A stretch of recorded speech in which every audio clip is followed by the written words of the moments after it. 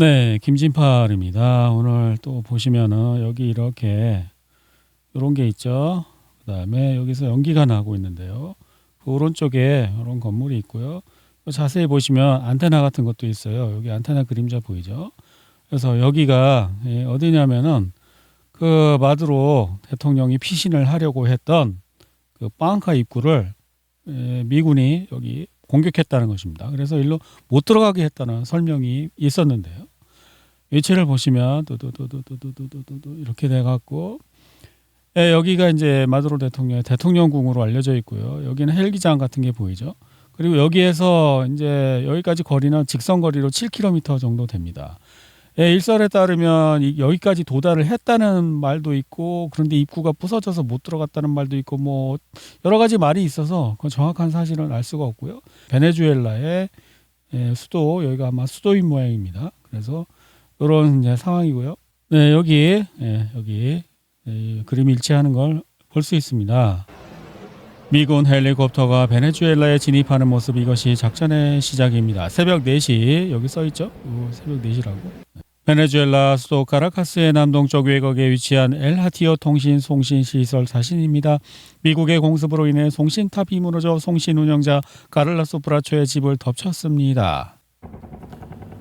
네, 그리고 이 영상은 베네수엘라의 그 한 부대에서 미군 헬기를 향해서 그 스팅어, 그러니까 이글라죠, 이글라, 러시아산 스팅어, 그걸 발사하는 모습이었다고 합니다.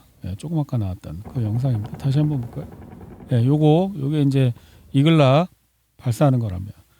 베네수엘라의 한 부대가 카라카스 상공으로 접근하는 미군 헬리콥터를 향해 이글라 휴대용 대공 미사일을 발사했습니다. 그래서 약간의 교전이 있었습니다. 발사를 했네, 이글라를. 이글라에 대해서 조금 우크라이나 여군이 러시아 어떤 비행 물체를 공격하러 갔습니다. 꽤 오래된 영상인데요. 맞았다는 건가? She hit where? 나타샤 hit it. 맞았다는 것 같습니다. 아마 드론 같은 걸 공격한 것 같습니다. 우크라이나가 더 많은 여성들을 전선에 배치. 이거 이제 우크라이나에서 나왔던 건데 좀 시간이 지난 거예요. 2024년 11월 18일. 야, 1년 넘었다. 그래서 이제 그 헬기를 또 누가 총으로 쐈는데 그 총으로 쏜 그곳을 또 헬기가 미사일로 공격하고 이런 영상도 나오고 있습니다. 베네수엘라 작전, 누군가 미군 헬리콥터에 총격을 가했고 헬리콥터가 그 총격범을 격추시켰습니다. 번역이 이상하지만 내용은 알겠죠.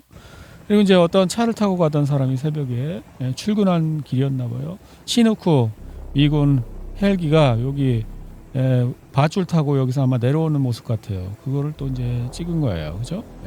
여기서 밧줄 타고 이 미군인지 뭐 하여튼 내려오는 그런 모습 같습니다, 그죠? 네. 이 베네수엘라의 부통령, 대통령이 없으니까 부통령이 이제 권한 대행을 하고 있는 것 같은데요. 시오니즘적 의도가 숨겨 있다고. 세계 각국 정부는 베네수엘라 볼리바르 공화국이 이처럼 시오니즘적 의도가 담긴 공격에 희생양이 잘 표적이 된 것에 충격을 금치 못하고 있습니다. 베네수엘라 부통령이자 현 지도자인 델시 로드리게스, 이게 무슨 말인가? 베네수엘라는 이란 사태를 앞둔 마지막 예행 연습이라고 생각합니다. 이스라엘 언론인 할렐 비튼 로젠, 이스라엘 언론인이 또 이런 얘기를 하는데, 이스라엘과 미국은 이란 정권을 전복하거나 교체하는 데 매우 분명한 이해관계를. 베네수엘라가 이란하고 무슨 관계야? 뭐 사이 좋은가 보지? 마두로의 친팔레스타인 입장은 문제가 될 가능성이 높습니다.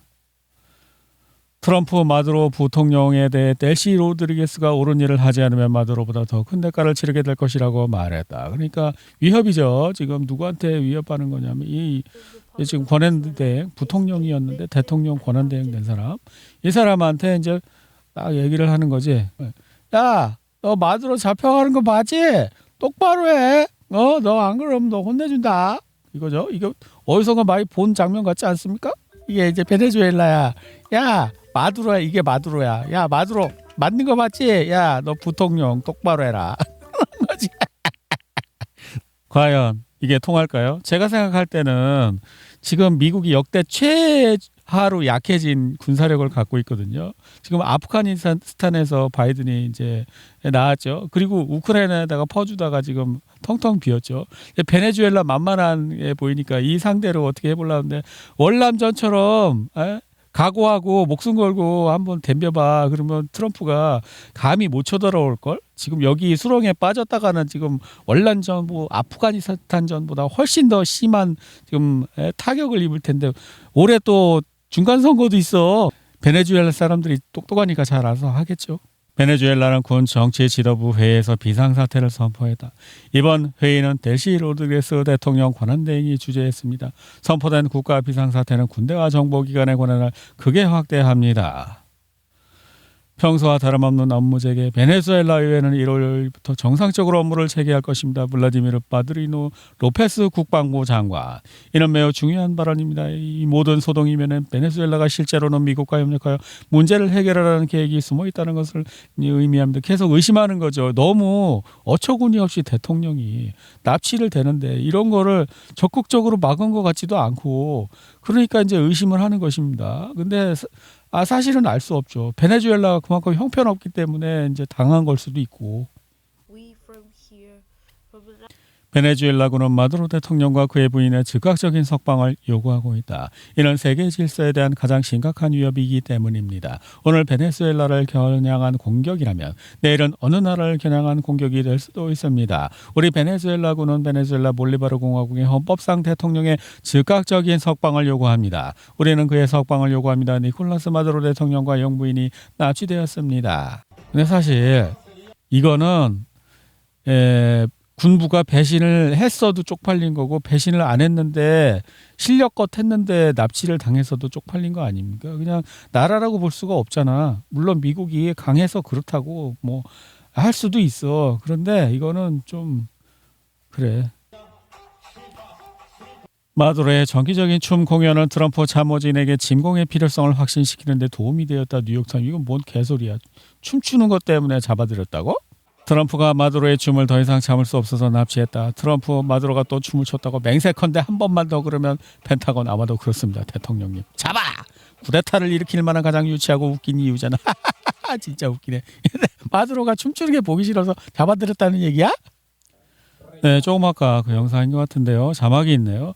미 특수부대가 마두로 경호원 대부분을 사살했다. 블라디미르 바드리노스 로페스 국방장관은 미군의 공격과 이후 마두로 체포 과정에서 경호팀 상당수가 사망했다고 비난했다.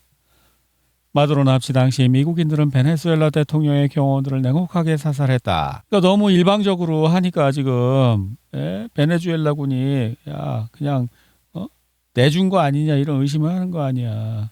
이 정도로 형편없단 말이야 베네수엘라 군대가. 루비오에 따르면 그들은 쿠바인이었다. 베네수엘라 경호군 경호원들이 쿠바인이었다고 주장하고 있습니다. 미국. 루비오는 쿠바가 베네수엘라를 식민지화했다고 말합니다. 그는 베네수엘라 경호원이 아닌 쿠바 경호원의 경호를 받았습니다. 내부 정보 활동 즉 내부 배신자를 감시하는 일은 모두 쿠바인이 담당하고 있었습니다. 미국이 새로운 희생양을 선택한 것일까? 국무장관이 쿠바가 베네수엘라를 식민지화하고 있다고 직접적으로 비난했다. 또 쿠바에 또 쳐들어갈 모양일세? 쿠바 대통령은 베네수엘라를 위해 피를 흘릴 준비가 되어 있다고 밝혔습니다. 베네수엘라를 이란, 러시아, 헤즈볼라, 중국 또는 쿠바 정보기관 요원들의 활동 거점으로 만들어서는 안 됩니다. 이런 상황은 계속될 수 없습니다. 그러니까 지금 루비오 미국의 중요한 국무장관인가 뭔가 하는 사람이 이런 얘기를 했다는 것입니다.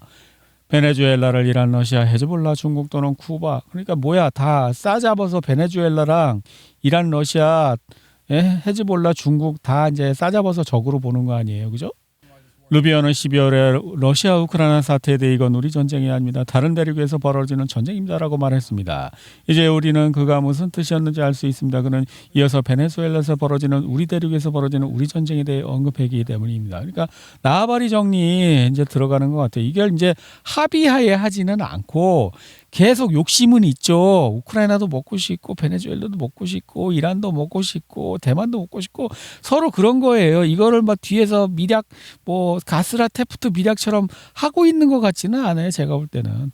그때랑 지금이랑 달라 보여요. 그냥 힘겨루기 하는 거예요. 서로 이제 견제고 날리면서. 예, 이제 또 언론 플레이 나왔죠. 마두로 이제 본국 국민들한테 마두로가 이제 안 좋은 사람으로 보이기 위해서 사치스러운 호화 식당에서 비싼 음식 먹는 거를 내보내고 있어요. 그죠? 2018년 니콜라스 마두로 베네수엘라 대통령이 터키의 고급 스테이크 레스토랑 솔트베에서 식사하는 영상이 위기에 처한 베네수엘라에서 큰 분노를 불러일으켰다. 이 사람 이제 블링컨의 조부 메이르는 원래 우크라이나 출신으로 러시아에 대한 오랜 항심 때문에 러시아의 긴장 고조를 부추겼습니다. 쿠바 출신인 루비오는 남미에서 비슷한 행보를 보이며 이제는 쿠바를 위협하고 있습니다. 루비오는 쿠바 정부는 큰 문제입니다. 그들은 심각한 위기에 처해 있습니다. 우리가 쿠바 정권을 좋아하지 않는 것은 비밀이 아닙니다. 그러니까 이거 지금 마틴 암스트롱이 했던 얘기인데 정확히 여기서도 반복되고 있습니다. 왜냐하면은 그 바이든 정권의 블링컨 사건 그 이제 싸움 좋아하는 사람들은 우크라이나 출신으로 러시아한테 조상 대대로 앙심이 있었다고, 그래서 그런다고, 개인적인 원한 때문이라고 그 얘기했었거든요. 마틴 암스트롱이. 근데 여기도 나오잖아요. 그리고 쿠바 출신 루비오는 또 자기 쿠바에 그러니까 쿠바인데 쿠바 정부에 불만이 있었구나. 그래서 미국에 간 다음에 이제 자기 나라를 망하게 하려고 그러는 거. 그거네. 쿠바에서 카스트로가 공산혁명 한 다음에 제일 먼저 쫓아낸 게 그 자기 나라 팔아먹는 그 매국노 집안 다 쫓아냈거든요. 마피아 하고 미국 마피아하고 손잡고 그 쿠바의 국부를 다 팔아먹는 그 매국노 후손인갑세. 쿠바 매국노 후손. 그럼 블링컨도 그럼 러시아 매국노 후손인 거야? 미국은 베네수엘라를 위한 통치 체제를 구축하고 있지만 트럼프는 그 나라를 약탈. 그러니까 이제 미국의 속성을 알겠어. 미국은 뭐냐면은 어떤 놈들이 가는 데냐면 자기 나라를 증오해서 쫓겨난 놈들이 미국에 가갖고 그 자기 나라한테 보복하고 싶은 거지. 그 한국 그 드라마에도 있잖아요. 미스터 션샤인. 그 미스터 션샤인의 주인공이 그 사람이잖아. 이병헌. 이병헌이 뭐야? 그 조선에서 그 학대받는 사람이었는데 그 매국노는 아니었지. 조선에서 학대받는 사람이었는데 미국으로 가고 미국 해유영대 장교가 돼갖고 돌아와서 복수하잖아. 야, 그런 거네. 알겠어. 베네수엘라에 이어 이란과 덴마크 차례다. 가디언. 트럼프 우리는 그린란드가 절대적으로 필요합니다. 그린란드는 러시아와 중국 함선에 둘러싸여 있습니다. 방어를 위해 이제 그린란드 먹겠다는 거야. 야, 너 쳐 맞는 거 봤지? 야, 너 마두로 쳐 맞는 거 봤지?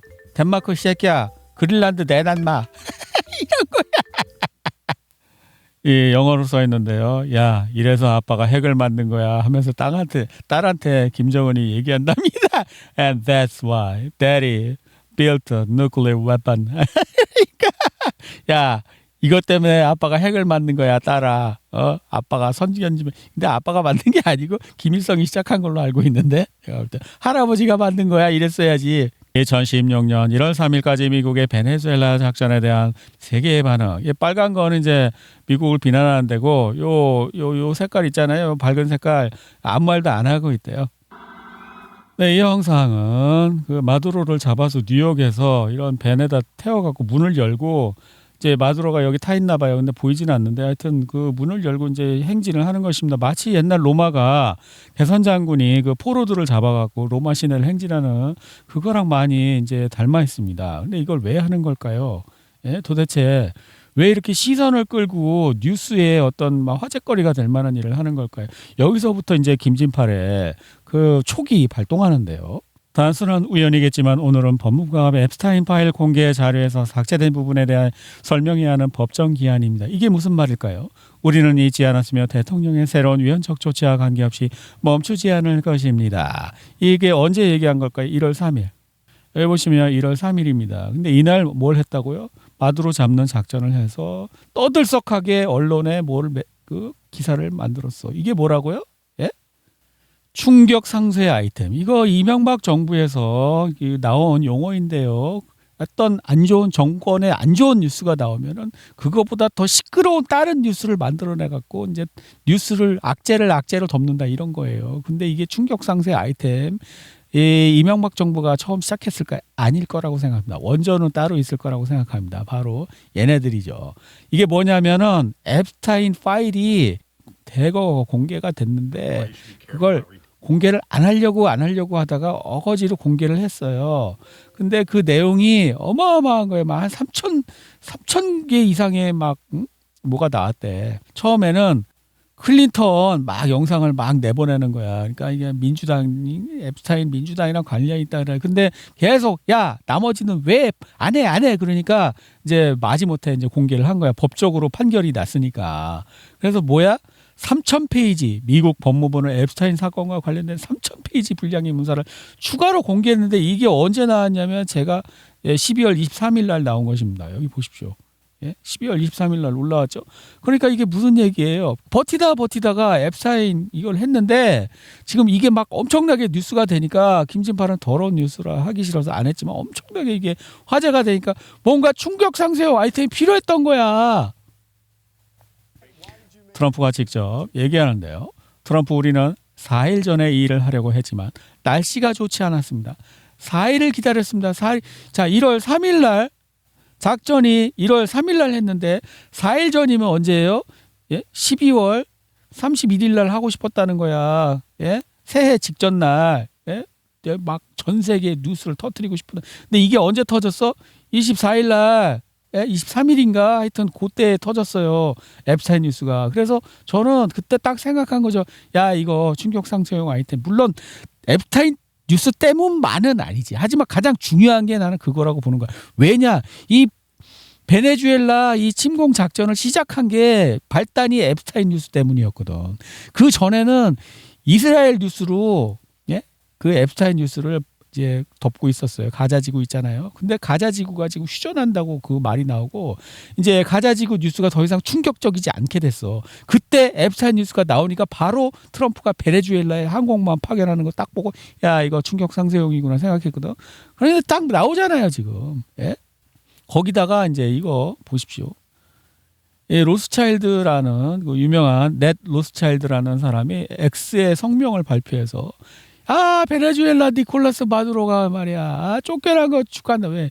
아마 얘가 여기서 쫓겨났나 보지. 베네수엘라에 돈을 많이 투자를 했는데 쿠바에서 쫓겨난 매국노들처럼 얘도 이제 베네수엘라에 뭔가 이권이 있었나 보지. 그래갖고 이제 시켜갖고 야 너 내 선거자금 받았잖아. 너 선거자금 받고 너 안 움직여? 너 다음에 올해 중간 선거 있는데 돈 안 준다?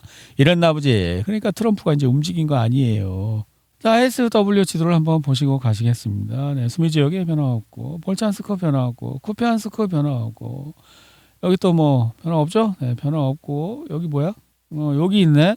여기를 어디라고? 로딘스크에 최근 24시간 이내에 우크라이나군이 되찾은 거 나오고 있고요. 또 뭐 다른 데는 변화가 없습니다. 네. 트럼프는 법을 어기지만 미국의 이익을 수호한다고 메드베데프가 베네수엘라에 대해 말했다. 트럼프의 베네수엘라 정책은 국제법을 위반하면 동시에 미국의 정치적 경제적 국익을 일관되게 보호한다. 햇살 가득한 미국 동지들에게 솔직하게 말해두겠습니다. 이제 그들은 우리나라를 공식적으로 비난할 거리조차 없습니다. 니콜라스 마두로와 그의 부인의 체포는 남미에서 미국인에 대한 증오심을 더욱 부추길 뿐입니다. 네, 그렇죠. 왜냐하면 폭력을 당한 사람은 항상 증오심을 품거든요. 폭력을 가한 사람은 내가 정의로워서 저놈을 응징했다고 생각하지만 폭력을 당한 사람은 반대로 생각할 수 있거든요. 내가 정의로운데 저 나쁜 놈이 날 때렸다고 생각하니까. 그래서 엘빈 토플러에 의하면 그 폭력에 기반한 권력은 가장 저품질 권력이라고 했습니다. 지금 방금 제가 말씀드린 것과 똑같죠. 미국인에 대한 증오심을 부추길 뿐이니까요. 이 신거는 미국의 베네수엘라 공격은 러시아 역시 우크라이나 내정에 개입할 수 있었음을 증명한다고 말합니다.